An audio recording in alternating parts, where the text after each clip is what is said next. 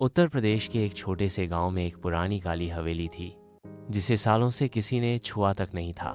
गांव वालों का मानना था कि उस हवेली में आत्माओं का वास है।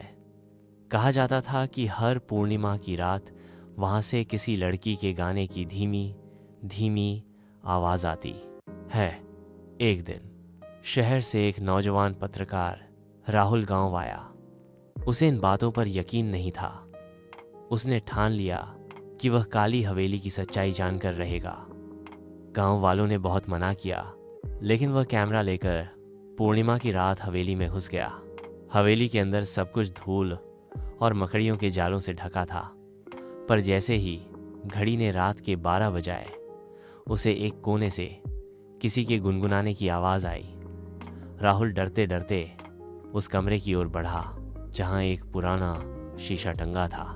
जैसे ही उसने कैमरा उस शीशे की ओर किया, उसे उसमें एक सफ़ेद साड़ी पहनी लड़की दिखी, जो असल में वहां थी ही नहीं। वह लड़की रोते हुए कह रही थी, मेरे साथ धोखा हुआ, मेरी आत्मा को मुक्ति दो।